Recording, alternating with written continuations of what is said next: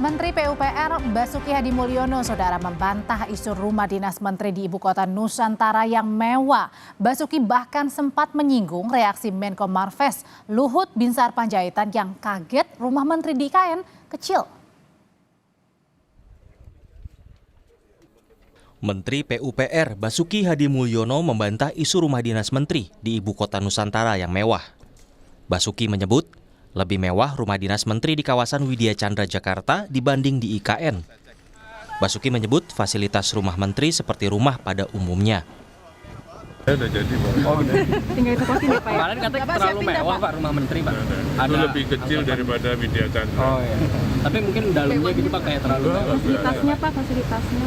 Biasa rumah tidur, dapur, ruang tamu, ruang rapat. Tapi punya Menko lebih besar. Saya nggak lihat ya, itu sama semua itu 36. Dan itu lebih kecil daripada Widya Chandra. Perbandingan luasannya berapa? lebih kecil, Pak. Istri saya ke sana mau lihat aja nggak ada tempat jemur gitu kan. Dapurnya siapa? Kalau buat saya tadi lebih kecil daripada saya nempatin. Kan? Lebih kecil dari ukuran di Widya Chandra. Bahkan Pak Luhut bilang, oh ini kok kecil. Maksudnya bisa dilebar, bisa dibesarkan. Tapi dengan konsep kompleksiti itu sesuai dengan Presiden. Basuki juga sempat menyinggung reaksi Menko Marves Luhut Binsar Panjaitan yang kaget rumah menteri IKN kecil. Basuki menegaskan konsep pembangunan IKN bertema Compact City. Bukan satu unit kan pasti nggak nyambung. Tapi kalau satu tower mungkin bisa. Pembangunan rumah menteri di ibu kota Nusantara masih dalam proses dan ditargetkan selesai pada Juli 2024. Kami kutip dari Kompas.com, Kepala Satgas Pembangunan Infrastruktur IKN, Danis Sumadilaga, menyebut pembangunan sudah mencapai 83%. Ada 36 unit rumah menteri di ibu kota Nusantara. Anggaran untuk 36 rumah adalah 509,1 miliar rupiah. Satu unit rumah memiliki luas lahan 1.000 meter persegi, sedangkan luas bangunan sebesar 580 meter persegi. Rumah menteri di IKN terdiri dari 2 lantai dan 1 basement. Lantai pertama untuk area kedinasan, lantai kedua untuk area privat keluarga. Basement untuk kamar sopir, kamar mandi, dan ruang jaga. Total ada 8 kamar tidur, 5 kamar mandi, ruang pertemuan, ruang kerja, ruang keluarga, dapur, garasi, dan area barbecue. Rumah para menteri ini mengusung tema open space dengan sejumlah fasilitas, yakni CCTV, penggunaan panel surya, sistem smart design building dengan akses internet 100% dan Wi-Fi, dan dilengkapi dengan mebel lengkap. Jika melihat luas dan segala fasilitas rumah menteri, masuk kategori mewah. Lalu, apakah efektif mendukung kinerja pemerintahan? Tim Liputan, Kompas TV. Nah, jika dilihat dari data luas bangunan dan fasilitas rumah dinas menteri di IKN, ini nampaknya bisa tergolong kategori mewah. Lalu, apakah efektif untuk mendukung kinerja pemerintahan? Kita bahas malam hari ini bersama Rian Nugroho, pengamat kebijakan publik. Pak Rian, selamat malam. Selamat malam, Mbak Audrey. Pak Rian, ini tadi kita sudah lihat bersama ya di paket berita sebelumnya, luas tanah sekitar 1.000 meter, bangunannya kurang lebih 580 meter. Ada 3 lantai termasuk basement. Nah, kalau dilihat-lihat ini sebenarnya spesifikasinya golongan apa nih? Mewah, sangat mewah, atau biasa aja? Jadi kalau kita hitung, tadi berapa? 14 miliar per rumah ya? Iya, kalau dihitung itu, satu unit. Dibagi 500 meter itu kira-kira 28 juta per meter persegi ya. Kalau secara rata itu belum sangat mewah sih. Jadi mungkin rumah mewah iya, tapi tidak ekstra ya. Karena begini, yang penting kalau bagi kita, bagi publik ya, yang kita lihat adalah apakah barangnya itu berisi barang impor mewah apa tidak. Jadi misalnya apabila dia menggunakan marmer dalam negeri, oke. Tetapi ketika diisi dengan misalnya kursi-kursi dari Italia, nah itu baru mewah itu. Makanya saya kira yang perlu diperdengarkan oleh teman-teman Bapak Ibu yang nanti membuat rumah ini, tolong supaya meskipun rumahnya itu bagus, katakanlah eksklusif, atau dikatakan Tapi kalau mewah. tadi dihitung itu 28 juta per meternya itu udah tergolong bisa dibilang mewah juga dong. Kalau untuk ukuran kita bandingin di Jakarta. Itu tadi kan termasuk furniture ya, kalau dipotong furniture kira-kira ya Turun lagi. antara turun lagi kira-kira 28 separuhnya lah 14 juta itu termasuk rumah yang karena gini, di Jakarta tuh antara mewah dengan mewah sekali beda loh ya. Jadi kayak di kelas Pondok Indah itu ya di mewah lah, tetapi kayak di Widra Chandra sama itu. Jadi saya kira sama kelasnya itu. Nah, kalau saya notnya cuma satu saja, bahwa jangan sampai rumah-rumah Bapak Ibu kita Menteri di IKN itu menggunakan produk impor terutama pada waktu diisi barang-barangnya. Jadi kalau bisa kayunya, kemudian marmernya, kemudian apalagi furniture-nya jangan impor. Itu jadi masalah. Yang hal lain adalah saya kira teman-teman Bapak Ibu yang membangun ini udah tahu ya harga estimasi pembelian ya. Karena BPK sangat sangat punya ukuran mengecek apakah harganya masuk apa tidak. Jadi apabila nanti terjadi kondisi bahwa harganya emang nggak masuk harga estimasi, saya kira Bapak Ibu di pembangunnya saya kira akan ada koreksi nanti. Kalau Oke. menurut hemat saya sih setelah ada rame-rame netizen itu sangat-sangat baik loh ikut mengoreksi. Jadi saya Ya. kira setelah ini meskipun Pak Basuki juga sangat bagus menyatakan itu tidak sangat mewah, tapi saya kira pelaksananya akan mulai menghitung lagi. Betul nggak ini Pengingat nggak juga ya kalau mewah? tadi kan di contohnya furniture-nya jangan impor, kalau bisa lokal, misalnya menggunakan Jepara Iya, kayunya gitu ya. Untuk betul. Nah memajukan memang UMKM juga. Memang yang jadi masalah adalah saya nggak tahu harganya yang itu apa namanya artificial intelligence karena kan dibayangkan itu ada AI di rumah masing-masing rumah. Nah AI ini punya masalah baru karena sky is the limit. Jadi kita harapkan jangan sampai harga AI-nya melambung sehingga yang terjadi adalah pembekakan harganya itu di AI.